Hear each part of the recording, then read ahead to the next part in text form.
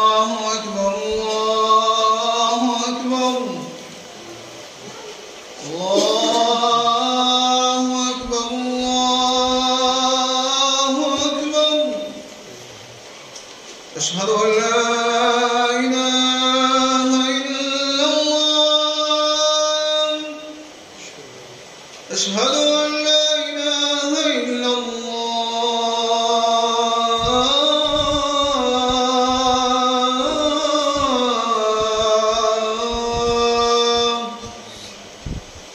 أشهد أن محمدا رسول الله.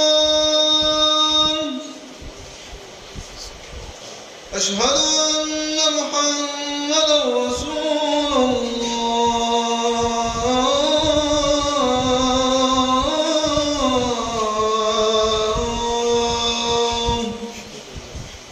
حي على الصلاة.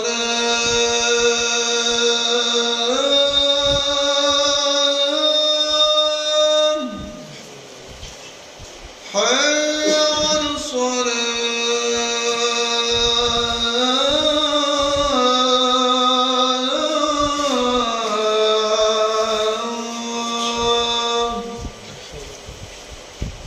حي على الفلاح.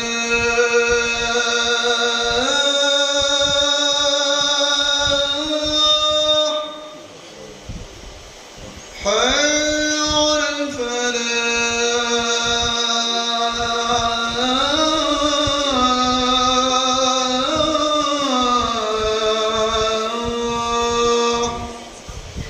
الله أكبر الله أكبر. لا إله إلا الله.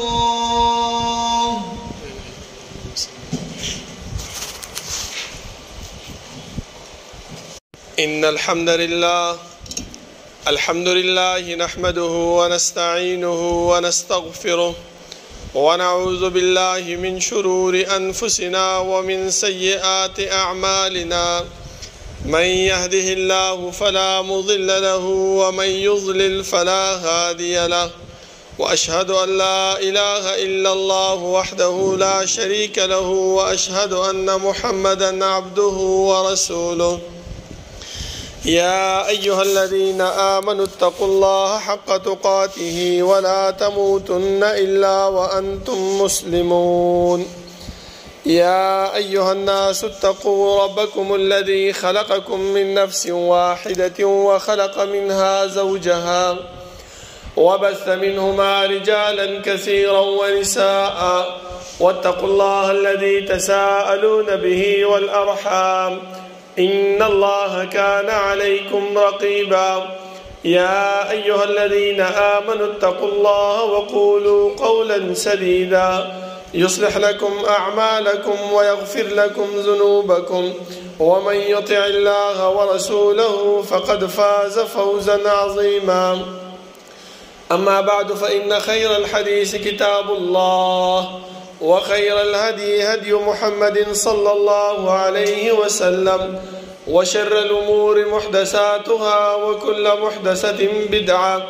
وكل بدعة ضلالة وكل ضلالة في النار.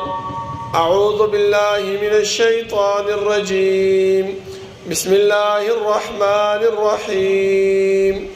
قاف والقرآن المجيد. بل عجبوا أن جاءهم منذر منهم فقال الكافرون هذا شيء عجيب. أإذا متنا وكنا ترابا ذلك رجع بعيد. قد علمنا ما تنقص الأرض منهم وعندنا كتاب حفيظ. بل كذبوا بالحق لما جاءهم فهم في أمر مريج. أفلم ينظروا إلى السماء فوقهم كيف بنيناها وزيناها وما لها من فروج. والأرض مددناها وألقينا فيها رواسي وأنبتنا فيها من كل زوج بهيج. تبصرة وذكرى لكل عبد منيب. ونزلنا من السماء ماء مباركا فأنبتنا به جنات وحب الحصيد والنخل باسقات لها طلع نضيد رزقا للعباد وأحيينا به بلدة ميتا كذلك الخروج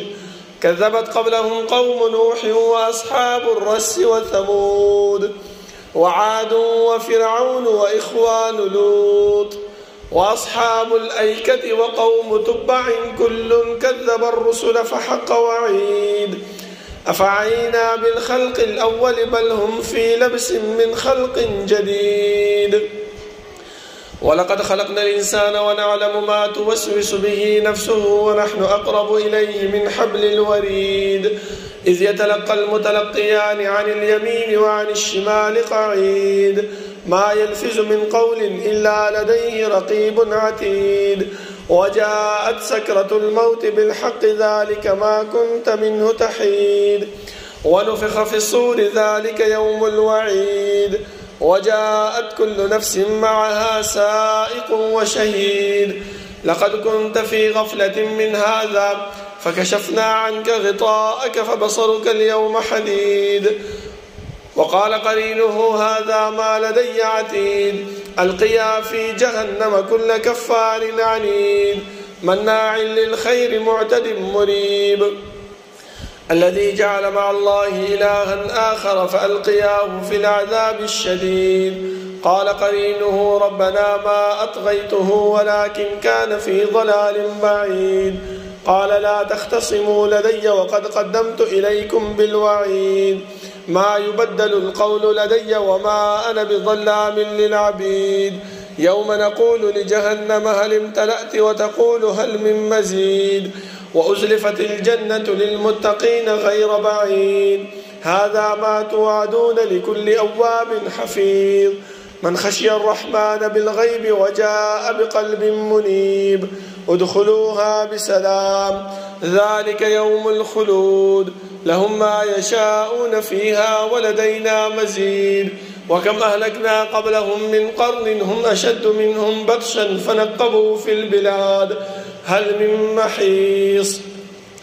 إن في ذلك لذكرى لمن كان له قلب أو ألقى السمع وهو شهيد ولقد خلقنا السماوات والأرض وما بينهما في 6 أيام وما مسنا من لغوب فاصبر على ما يقولون وسبح بحمد ربك قبل طلوع الشمس وقبل الغروب ومن الليل فسبحه وأدبار السجود واستمع يوم ينادي المناد من مكان قريب يوم يسمعون الصيحة بالحق ذلك يوم الخروج إنا نحن نحيي ونميت وإلينا المصير يوم تشقق الأرض عنهم سراعا ذلك حشر علينا يسير نحن أعلم بما يقولون وما أنت عليهم بجبار فذكر بالقرآن من يخاف وعيد اللهم صل على محمد وعلى آل محمد كما صليت على إبراهيم وعلى آل إبراهيم إنك حميد مجيد اللهم بارك على محمد وعلى آل محمد كما باركت على إبراهيم وعلى آل إبراهيم إنك حميد مجيد بسم الله الرحمن الرحيم إن عدة الشهور عند الله 12 شهرا في كتاب الله يوم خلق السماوات والأرض منها 4 حرم ذلك الدين القيم فلا تظلموا فيهن أنفسكم وقاتلوا المشركين كافة كما يقاتلونكم كافة واعلموا أن الله مع المتقين. الله رب العالمين حمد وثناء او جناب محمد رسول الله صلى الله عليه وسلم باندې درود او سلام نه بعد زما معزز او محترم الله رب العالمین چې مونږ پیدا کړیو نو زمونږ د پیدایش مقصد هغه مهمل بیکاره او عبث نه دی بلکې الله رب العالمین موږ څه مقصد د پاره د دنیا ته را لېږلی نو د هغې مقصد د حاصلولو دپاره د هغې مقصد د پوره کولو دپاره د هغې مقصد باندې د روانېدو دپاره الله رب العالمین موږ ته انبیا کرام راولېږل او دا یې راته وفرمایل چې انسانه د دې انبیاو په لار باندې چې روان شي د دې انبیاو په طریقه باندې چې روان شي نو ته به شي کامیاب به ته به سمه لار موندونکی ځکه زما محترمو د دې د وجې نه چې انسان په دنیا کې کم عمل کوي کم کار کوي دا د انسان په زړه کې دا خبره را نشي چې یاره زه په دې دنیا کې دا کار کوم دا عمل کوم دا ګناه کوم دا د ثواب کار کوم زما نه تپوس والا څوک نشته دی زما ته سزا او جزا راکوونکی څوک نشته دی نه زما محترمو بلکې الله رب العالمین موږ سره کرامن کاتبین مقرر کړي دي دغه کرامن کاتبین زموږ یوه خبره چې د خولې نه وځي هغه لیکي که هغه د نیکۍ خبرې هغه هم لیکلی کېږي که هغه د بدۍ خبرې د ګناه خبرې هغه هم لیکلی کېږي ځکه قیامت په ورځ باندې چې د الله رب العالمین حضور ته ودرېږو او رب العالمین زموږ نه تپوس کوي بعضې خلک په دې دنیا کې د رب العالمین د حضور نه منکر دي چې د دې ته نشي ودرېدلی بلکې الله خپله فرمایي چې ولو ترى اذ وقفوا على ربهم قال أليس هذا بالحق الله رب العالمین به د قیامت په ورځ به تپوس کوي چې ته خو په دنیا کې منکر وې د دې خبرې نه تا خو ویله چې به د الله رب العالمین مخې ته ورتګ نشته دی د هغې ته تپوس نشته دی دغه دنیا دا به چې دلته مړ شوې نو مړ دی خبره ختمه شوه الله به فرمایي دا زما مخې ته ودرېدل حق دی او که نه دی هغه به وایي چې بلا او یا الله اوس خو حق دی په خپلو سترګو مې ولیدل ما دې دنیا ته واپس کړه چې زه هغه اعمال وکړم چې کوم عملونه مخکې مې په دنیا کې کول د هغې نه ما سوا د کامیابۍ او د فلاح عمل وکړم الله به ورته وایي چې کلا انها کلمة هو قائلها هیڅکله داسې نشي کېدلی دا زما قانون دی دا زما دنیا او اسمان چې ما کله پیدا کړی د هغه وخت نه واله تر نن ورځې پورې دا زما قاعده ده چې کوم یو انسان د دنیا نه وفات شي او زما خواله راشي د هغې دوباره تک دنیا ته نشته دی ځکه الله رب العالمین د خپل عاقبت او د انجام نه ویریږي هم نه هر قسم عمل هر قسم کار هر قسم سزا او جزا هغه رب العالمین د انسان ته ورکوي خو انسان ته دا پکار دی چې الله رب العالمین کوم مقصد دپاره موږ د دنیا ته رالیږلي یو چې په هغه مقصد باندې موږ ځان پوره کړو په هغې باندې عمل وکړو لکه دا کومې میاشتې چې په موږ باندې روانې دي زما محترمو حدیث کې راځي رسول الله صلی الله علیه وسلم فرمایي چې الله رب العالمین چې کله اسمانونه او ځمکې پیدا کړلې نو 12 میاشتې مقرره کړي په هغه 12 میاشتو کې 4 د حرمت والا دي چې هغه 3 پرلپسې دي چې ذوالقعده ذوالحجه محرم او یو په مابین د جماعت الاخیر او د شعبان په منځ کې چې هغه د رجب میاشت ده اوس دا میاشتې په دې کې رب العالمین چې کوم عمل انسان کوي د هغې اجر او ثواب الله رب العالمین په دې میاشتو کې ډبل ورکوي ولې دا د حرمت میاشتې دي هغه کارونه چې انسان کوي چې د ګناه عمل کوي رب العالمین جزا ولا هم ډبل ورکوي خو چې د نیکۍ عمل کوي هغه هم ولا څه کوي ډبل ورکوي ځکه حدیث کې راځي رسول الله صلی الله علیه وسلم فرمایي چې یو انسان زنا کوي بد عمل کوي او دا انسان واده کړی وي او هغه راشي خپل دا خواهشات خپل کور کې پوره کړي نو الله رب العالمین وایي دله اجر ورکوي هم دغه شان ثواب ورکوي لکه څنګه چې ګناه وله ورکوله د بد عمل په بدله کې صحابو تپوس کو چې آیا الله رب العالمین په دې باندې هم اجر ورکوي ولې الله رب العالمین چې د ګناه سزا ورکوي نو اجر د په ډبله باندې ورکوي لکه بل مثال زه تاسو ته ووایم زما محترمو چې کله یو انسان جنازه وکړي او د جنازې سره مقبرې ته لاړ شي او دا مړی خښ کړي د قبر کې او بیا راځي وایي الله رب العالمین دې انسان له 2 قیراته اجر ورکوي صحابو تپوس وکړو وما القیرات یا رسول الله دا الله رسول الله قیرات څه شی دی رسول الله صلی الله علیه وسلم فرمایل چې جبلین عظیمین د احد د غر عمره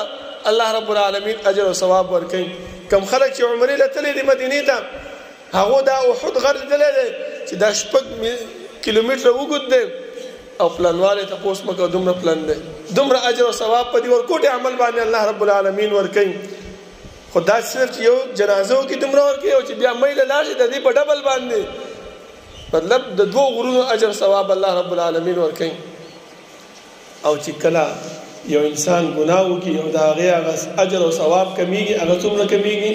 او یو انسان داسې دی چې په کور کې سپی ساتلی اسې بې فیضل، یو خو هغه چې د چوکیدارۍ لی ساتلی، یو هغه چې د ښکار لی ساتلی د دې اجازت شریعت ورکړی دی، یو اسې شوقیان ساتلی دی. په هغې باندې الله رب العالمین د دې انسان نه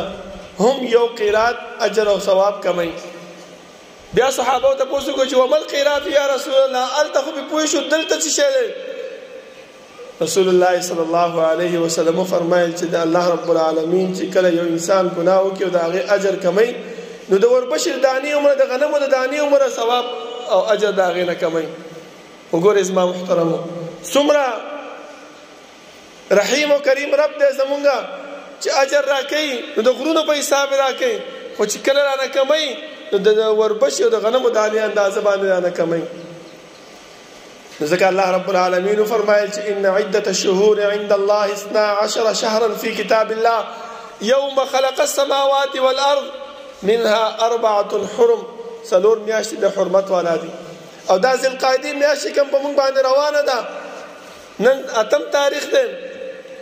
دغه میاشت دا د حرمت میاشت ده. په دې کې اجر او ثواب، په دې کې نیک اعمال کول، په دې کې د الله رب العالمین د رضا کولو کوشش کول، دا ډبل اجر لري زما محترمو. او د ګناه نه چې انسان څونه ځان بچ کولی شي نو په هغې کې هم ثواب او اجر ډېر دی. زه به تاسو ته یو څو اعمال داسې ذکر کړم چې الله رب العالمین موږ ته په هغې باندې اجر او ثواب راکوي، لیکن موږ انسانان هغه اعمالو ته ورکوټې ګورو، هغه اعمالو ته کمتر ګورو. ټولو کې اولنی زما محترمو الحمدلله ثم الحمدلله چې دې جومات ته د مانځه نه مخکې خلک راجمع شوي وو د خطبې د اورېدو دپاره. ډېر اجر او ثواب دی، ځکه حدیث کې راځي رسول الله صلی الله علیه وسلم فرمایي د جومات په دروازه باندې د جمعې په ورځ باندې ملائک ولاړي او د نور د خطو نه والا د امام د منبر ته خطو پورې هغه لګیا دی، نومونه لیکي، پلانې کس د پلانې زوی اول وخت کې راغی دومره اجر او ثواب په ته ولیکئ چې د یو اوښ قربانول ثواب، په دویم ټیم باندې راغی لکه د یو غویي، په دریم ټیم باندې چې راغی د یو چیلي، په څلورم ټیم باندې راغی لکه یو چرګ، په پنځم ټیم باندې چې راغی لکه یو د انډې. خو چې کله وایي امام منبر ته راوخېږي طووا صحفهم، خپل هغه رجسټرې بندې کړي، یستمعون الذکر و د امام خطبې ته غوږ کېږدي چې امام څه وایي. ټیک ده مونږ رالو مونځ هم د جمعې وکړو، خطبه م واورېدله، هر څه م وکړل، خو هغه ملایکو رجسټر کې زمونږ نوم هغه نشته دی. لکه یو مثال به د دې خبرې زه درکړم. یو انسان دی یو فیکټرۍ کې کار کوي، یو کارخانه کې کار کوي یا یو دکان کې کار کوي، د هغه فیکټرۍ او د هغه کارخانې مالک په ګیټ باندې چې دی نو رجسټر ایښی دی چې ته سهار راځې هم دستخط کوه او چې وځې هم دستخط کوه. خو یو کس داسې دی چې هغه وایي مړه زه خو هسې کار له راځم به دستخط ته څه ضرورت دی، دستخط نه کوي. د میاشت په آخره کې تاسو ووایئ چې دا مالک به دله تنخواه ورکړي، هېڅ کله نه ورکوي. ولې؟ هغه ته ما ته څه پته ده زما کارخانه کې خو سلګونو کسان راځي، ما ته څه پته چې ته راغلی او که نه یې راغلی، ستا په خوله زه څه اعتبار وکړم؟ ټیک ده ته کار لم راغلی، ټیک ده تا ډیوټي م کړې ده، ټیک ده ته سهار نه تر ماښامه پورې راغلی. مونږ هم مانځه له راځو، خطبه م واورېدله، د مونږ هغه ثواب هم حاصل کو، لیکن هغه رجسټر کې د فرشتو هغه نوم زمونږ نشته. زما محترم هغه کوم اجر او ثواب د غویي او د اوښ او د چیلي د قربانولو چې الله ذکر کړی دی د هغې نه مونږ محرومه شو. په کار دا دی زما محترمو چې یو خو د حرمت میاشت روانه ده، دې عمل ته لږ توجه وکړو. دویم مونځ چې کله مونږ وکړو زما محترمو سلام یو امام وګرځئ بل ورپسې مونږ خپله ګرځو او سمدستي سنتو ته پاسېږو. حالانکې رسول الله صلی الله علیه وسلم موږ ته فرمایلی دي چې د سلام نه بعد الله اکبر 3 ځله استغفار او یو اللهم انت السلام ومنك السلام دغه دعا ویل ورپسې 3 کړه سبحان الله 3 کړه الحمدلله 3 کړه الله اکبر او یو ځل لا اله الا الله دا په سلسله پوره کېدو سره وای رب العالمین دومره اجر او ثواب دی انسان لور کوي چې د ګناهونه اگر که سمندر د زګ برابر ولی نه وي هغه ټول وته معاف کوي. څومره ورکوټه عمل دی زما محترم. ټیک د سنت چرته زینه سنت هم کول پکار دي دا نه چې زم سنت مکوئ سنت هم کول پکار دي خدا عمل دا هم ضروری عمل دی زما محترم. ورپسې آیات کرسی ویل رسول الله صلی الله علیه وسلم فرمایي چې کم انسان د مانځنه بعد آیات کرسی ویلا الله رب العالمین دغه انسان ډایرک جنت ته داخله خود د جنت په منځ کې یو مرګ حائل دی چې کله دا انسان مړ کیږي الله یې سم دستي جنت ته داخله موږ دا غي نزان محروم کړی دی. هم دغه شان اسما محترم یو ورځ رسول الله صلی الله علیه وسلم د معاذ رضی الله عنه سره صلی باندې سورو او تویلی چې یا معاذ هغه چې لبیک وسعدیک یا رسول الله انی احبک فی الله ز الله سره د پاره سره محبت کوم هغه مو د چې الله رسول زم تاسو سره محبت کوم هغه ورته ویل چې ګوره یو کلمات د تخیم یو دعا د تخیم چې د دې سره زما او ستا محبت نور هم زیاتېږي هغه چې الله رسول سره ته وخایه ولې نه دا غواړم چې زما او ستا محبت زیات شي چې شه وی لا تدعن فی دبر كل صلاه مپرېګه د هر یو فرضي مانځنه وروسته دغه دعا چې اللهم اعني على ذکرک وشکرک وحسن عبادتک الله ته ما سره مدد وکړه خپل ذکر کې وحسن عبادتک او خسته عبادت کې څو خپل دعا لازم محترم او چې موږ د امام نه سلام د ګرځېدو سره سم دستي پاسېږو نو د هغه ثواب او د هغه محبت د پیغمبر نه محروم شوم محترم. او چې په دغه دعا موږ د حرمت په دې میاشتو کې وکړو نو دا اجر او ثواب د چند د ډبل ملاویږي زما محترم موږ ته نو په کار دار زما محترم چې دغه اعمال ته دغه دعاګانو طرف ته توجه وکړو او لوی عمل زما محترم چې موږ ته الله رب العالمین بیان کړی هغه څه شی دی د قران کریم تلاوت ته د قران کریم تلاوت سره انسان ډیر خیر حاصلولای شي. یو تاسو وګورئ الله رب العالمین دا کتاب موږ ته معجز ګرځولای دی د دې د قتل دا کتاب په لاس کې راغستل په دې باندې الله رب العالمین اجر او ثواب ورکړي او چې بیا تلاوت کوي حدیث کې راځي رسول الله صلی الله علیه وسلم فرمایي چې په یو حرف باندې الله رب العالمین لسنی کیانی ورکړي وزدانه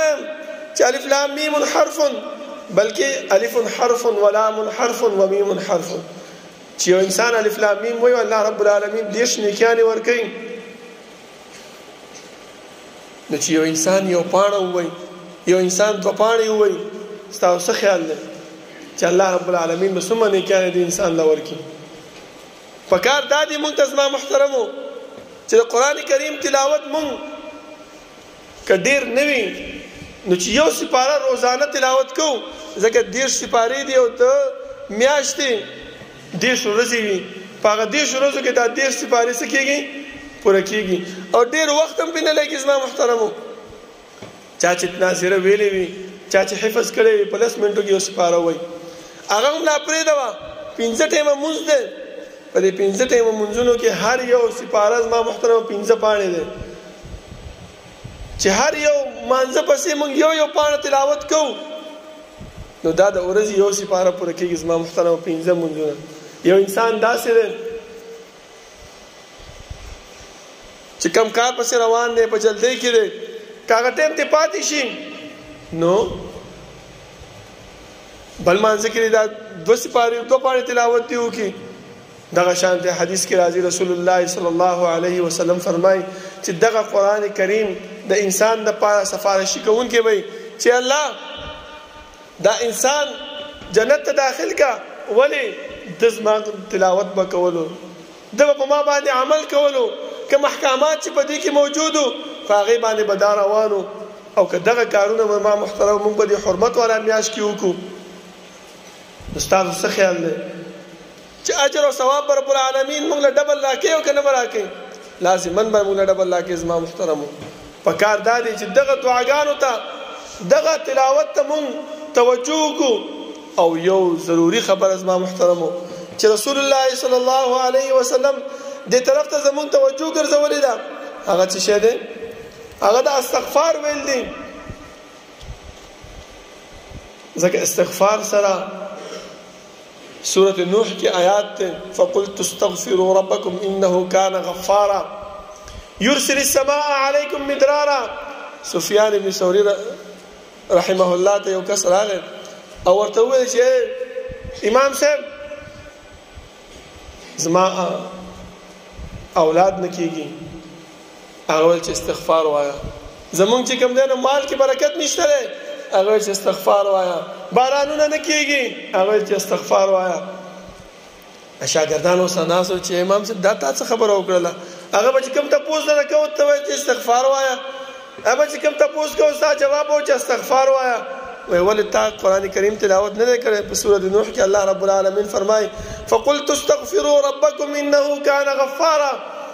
يرسل السماء عليكم مدرارا استغفار په وجه باندې الله رب العالمین اسمان راوري ويمددكم باموال وبنين ويجعل لكم جنات ويجعل لكم انهارا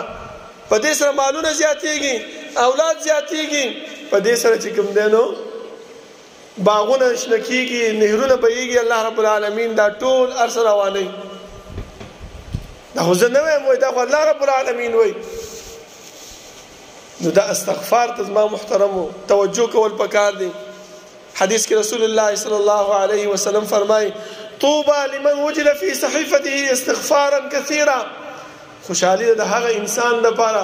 چې د قیامت په ورځ باندې داغه په نامه اعمال کې ډیر استغفار وي استغفر الله الذي لا اله الا هو اتوب اليه په دې استغفار باندې ما محترم وخت نه تیریږي بلکې اجر او ثواب مونږ ته ملاويږي او یو بل خبر از ما محترمو هغه دا ده چې مونږ د رسول الله صلی الله علیه وسلم باندې سوکو درود وایو هر وخت درود ویل پکار دي ځکه ابي بن كعب رضي الله عنه فرمایي چې قلت يا رسول الله اني اكثر الصلاه عليك زدير درود پتا باندې مې پیغمبره هغه وې فكم اجعل لك من صلاتي ثم زوګرزم دغه وخت د درود ستا باندې مطلب زه دا ویل غواړم چې زه ډیر اجر او ثواب حاصل کړم او ډیر درود پتا باندې وایم نو څومره حصہ د ورځې پتا باندې درود وایم رسول الله صلی الله علیه وسلم فرمایي چې ما شئت ثم تستغفر قلت ما ویل چې الربع سلورم حصہ رسول الله صلی الله علیه وسلم فرمایي چې ما شئت فإن زدت فهو خير لك کچتا دین زیات کړو دا ستاسو لپاره شه غوړه ده وای ما وته چې قلت النصف قال ما شئت فإن زدت فهو خير لك قلت فالثلثين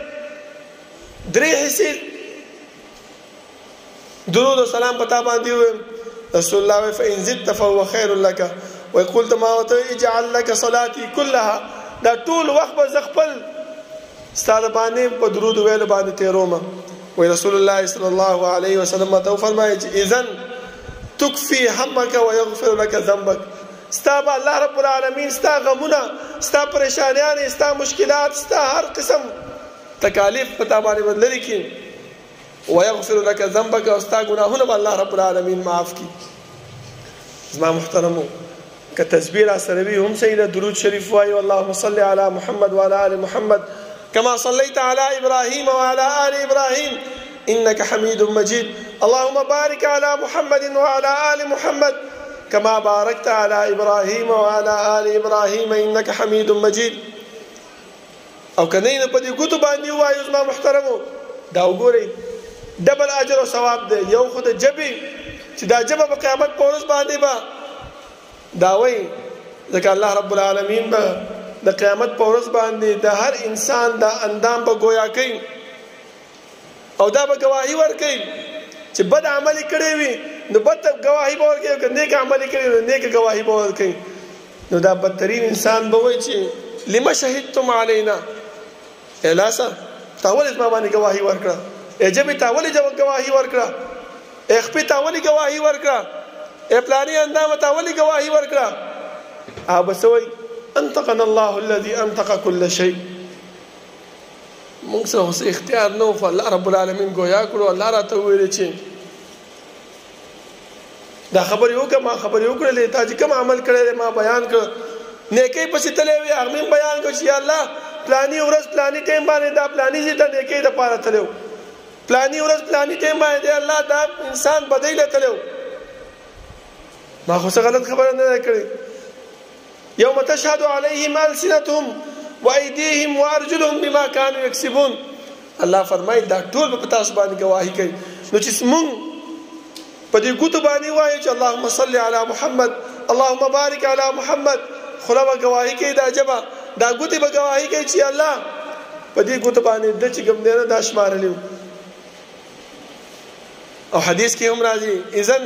یکفیک هم الله رب العالمین مستا غمونه پریشانیاں ختم کی او هر انسان په دنیا کې دا غواړي چې زما د پریشانی ختم شي زما د غمونه ختم شي زما د تکالیف ختم شي اسیم په لار باندې چروالي زما محترمو کوم دا نات وایو موږ دا شعرونه وایو ځان سره موږ دا سندري وایو موږ ځان سره چې دنو اخوا دیغه خبرې کوو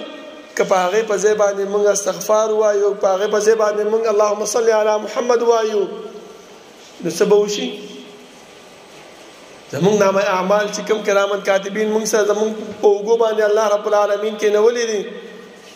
هغه به زموږ نامه اعمال کې ولیکلی شي چې پلاني ټایم باندې د انسان دا نیک عمل کړی دی ځکه الله رب العالمین به د قیامت په ورځ باندې ملائکو ته به ووایي ووضع الكتاب فترى المجرمين مشفقين مما فيه ويقولون يا ويلتنا ما لهذا الكتاب لا يغادر صغيرة ولا كبيرة إلا أحصاها دي عمل نامې د پاره څه شوی دا مجرمان به وایي چې دغه نظمه وړه ګناه پرېښې ده او نه غټه ګناه پرېښې ده چې څنګه وړه ګناه او غټه ګناه دغه عمل نامه له ایسارولی شي همدغه شان د زما محترمو نیک اعمال هم دغه عمل نامه بیا څه کوي هغه له ایساروي ګورئ په کار دا دی چې نیک عملو ته موږ توجه وکړو او دغه د حرمت میاشتې چې د جنګونو نه ځان وساتو د غیبت نه ځان وساتو د بهتان نه ځان وساتو د بدو اعمالو نه ځان وساتو چې د حرمت میاشتې د هغو تعظیم هم راشي او د هغې خواله به موږ باندې راشي او هغه اجر او ثواب چې الله رب العالمین زموږ مقدر ګرځولی دی چې د هغې موږ مستحق وګرځېږو او هغه موږ ته ملاو شي او د قیامت په ورځ باندې الله رب العالمین موږ ته وایي چې ځه جنت ته تا په دنیا کې دا عملونه کړي زما طرف نه ته ډایرکټ جنت ته لاړ شه هر انسان دا غواړي که نه غواړي زما محترم نو چې غواړو د دې وړو وړو اعمالو طرف ته توجه پکار دی الله رب العالمین نه دعا ده چې رب العالمین دې د عمل کولو توفیق راکړي او الله رب العالمین دې زموږ دا ذهنونه زموږ دا زړونه دې نیکو اعمالو طرف ته کلاو کړي او زموږ دې طرف ته شوق پیدا کړي چې موږ په لارم روان یو چې استغفار وایو په لارم روان یو چې په رسول الله صلی الله علیه وسلم باندې درود وایو اقول قولي هذا واستغفر الله لي ولكم ولسائر المسلمين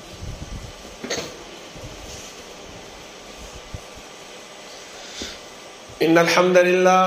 الحمد لله نحمده ونستعينه ونستغفره ونعوذ بالله من شرور أنفسنا ومن سيئات أعمالنا من يهده الله فلا مضل له ومن يضلل فلا هادي له وأشهد أن لا إله إلا الله وحده لا شريك له وأشهد أن محمدا عبده ورسوله يا أيها الذين آمنوا اتقوا الله حق تقاته ولا تموتن إلا وأنتم مسلمون يا أيها الناس اتقوا ربكم الذي خلقكم من نفس واحدة وخلق منها زوجها وبث منهما رجالا كثيرا ونساء واتقوا الله الذي تساءلون به والأرحام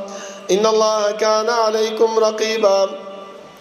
يا أيها الذين آمنوا اتقوا الله وقولوا قولا سديدا يصلح لكم أعمالكم ويغفر لكم ذنوبكم ومن يطع الله ورسوله فقد فاز فوزا عظيما. أما بعد فإن خير الحديث كتاب الله وخير الهدي هدي محمد صلى الله عليه وسلم وشر الأمور محدثاتها وكل محدثة بدعة وكل بدعة ضلالة وكل ضلالة في النار. زما محترمو کم اعمال چې ما بیان کړل د دې ټولو اعمالو دارومدار هغه څه پورې دی؟ نیت پورې دی. چې د انسان نیت صفاوي، د انسان زړه خالص وي، الله رب العالمین دا نیت کې موجود وي چې یاره دا عمل کوم الله تعالی په دې باندې سره کوي، اجر او ثواب راکوي. الله چې کوم جنت تیار کړی دی دا هغه جنت زه مستحق وګرځېږم، نو الله رب العالمین به دغه اجر او ثواب د انسان له ورکوي. ولې حدیث کې راځي چې ان الله لا ينظر الى صورکم ولا الى اجسادکم. الله رب العالمین ستاسو د شکلونو ته نه ګوري دا څومره ښایسته دی، دا سپین دی که دا تور دی که دا سور دی که دا زیړ دی، دې ته نه ګوري، ولکن ينظر الى قلوبکم واعمالکم. الله رب العالمین څه ته ګوري؟ زړونو ته ګوري او عملونو ته ګوري. الذي خلق الموت والحیاة ليبلوکم ایکم احسن عملا. الله دا نه دی ویلی چې ایکم اکثر عملا، زیات عمل وکړي، نه، ښه عمل وکړي. ښه عمل نه مراد چې نیت د انسان خالص وي. مخې ته چې کوم دیانو د قرباني مسائل را روان دي، را روانه جمعه کې به مولوي صاحب تاسو ته تفصیلا بیان کړي، خو زه تاسو صرف دومره وایم چې قرباني انسان اخلي. الله رب العالمین فرمایي چې لن ينال الله لحومها ولا دماؤها ولكن يناله التقوى منكم. الله رب العالمین تاسو وګورئ قرباني چې مونږ کوو، نه د دې قرباني وینه الله لذي، نه د دې قرباني غوښه الله لذي. وینه بهیږي که نه بهیږي په دې ویړو کې، او غوښه هغه مونږ وخورو. الله رب العالمین د لاړه که نه هېڅ هم لاړه، الله د څه ځي؟ ولکن یناله التقوى منکم. الله رب العالمین ته ستاسو دا پرهیزګاري ځي چې ستاسو په زړه کې د الله رب العالمین نه ویره للهیت موجود دی او که نه دی، چې الله دا عمل کوم خالص تا رضا دپاره، ای الله دا قرباني کوم، دې قرباني کې حصه اخلم څه دپاره؟ ستا پیغمبر ویلي دي چې قرباني وکړئ، دا قرباني په کار ده، په دې باندې الله اجر راکړي، الله دې دپاره کوم. دا نه چې پلاني چې کوم دی نو غویه راوسته 2.5 لکه روپو باندې زه ځم په 3 لکه یې راولم، یاره پلاني چې کوم دی نو په 1.5 لکه راوسته زه ځم په 2 لکه یې راولم، پلاني په دومره باندې راوسته زه په دومره باندې راولم چې زه ورته وښیم، او بیا سهار او بیګام چې کوم دی نو مرین باندې پیزوان هم نیولی یا په دې روډونو باندې ګرځو. په دې باندې الله رب العالمین هیڅ کله ناراضه کېږي. زما محترمو الله ما تاسو ته وفرمایل چې قرآن کې الله فرمایي چې ولکن یناله التقوى منکم. الله پرهیزګاري غواړي، الله رب العالمین ستا د زړه اخلاص غواړي. بیا دې خبرې ته لږ توجه پکار دی چې د ګډین مال کې مونږ ته رسول الله صلی الله علیه وسلم عمر څونه ښودلی؟ 6 میاشتې. چې ګډین مال د 6 میاشتو وي نو هغه باندې قرباني کیږي، او دا چیلی مال چې دا د 1 کال وي، ځکه بازار ته چې لاړ شي ونه بس په عمر پوره دی وای قرباني پې کیږي. داسې نه زما محترمو. همدغه شانتې غویین مال چې سړی اخلي 2 کلین چې 2 غاښونه یې کړي وي. نن سبا ما هغه یو ویډیو کتلی وای، خلک وایي چې نقلي غاښونه یې لګولي چې وګوره غاښ یې کړی دی وایي، چې لاس یې پکې ووالو هغه غاښ یې پټ راویستو. دې طرف ته هم توجه پکار ده زما محترمو. 2 کاله د غویین مال اله پوره کېږي چې دا 2 غاښونه لاندې غټ هغه راوخېږي. دې ته توجه پکار ده زما محترمو. مونږ چې بازار ته لاړ شو، د سوداګران خپل مال د خرڅولو دپاره څه فرمایي؟ یاره غاښ یې نه دی کړی خو په عمر پوره دی، غاښ یې نه دی کړی خو په عمر څه دی پوره دی. بلکې حدیث کې رسول الله صلی الله علیه وسلم مسنه لفظ استعمال کړی دی. علماء کرام ناس یې مسنه مراد څه شی دی؟ 2 غاښیز مال، 2 غاښیز چې 2 غاښه یې کړي وي هغه مال باندې قرباني کېږي. چې 2 غاښه یې نه کړي ګوره قرباني په هغې باندې نه کېږي، اگر که عمرونه هر څومره پوره وي. دې شي ته لږ توجه پکار دی. الله رب العالمین دعا ده چې الله رب العالمین د عمل کولو توفیق راکړي. الله رب العالمین دې هغه اعمال مونږ نه والي چې زمونږ د جنت د تلو ذریعہ وي. الله رب العالمین دې هغه اعمال مونږ نه والي چې په دې اشهر حرم کې مونږ وکړو او مونږ ته اجر او ثواب ډبل ملاو شي او زمونږ ګناهونه معاف شي، زمونږ پریشانیانې، زمونږ مشکلات، زمونږ بیماریانې هغه ختم شي. أقول قولي هذا واستغفر الله لي ولكم ولسائر المسلمين. ربنا لا تزغ قلوبنا بعد إذ هديتنا وهب لنا من لدنك رحمة إنك أنت الوهاب. ربنا اغفر لنا ولإخواننا الذين سبقونا بالإيمان ولا تجعل في قلوبنا غلا للذين آمنوا ربنا إنك رؤوف رحيم. ربنا لا تؤاخذنا إن نسينا واخطأنا ربنا ولا تحمل علينا إصرا كما حملته على الذين من قبلنا ربنا ولا تحملنا ما لا طاقة لنا به واعف عنا واغفر لنا وارحمنا أنت مولانا فانصرنا على القوم الكافرين. صفونا برابر كنيز دين الزيود.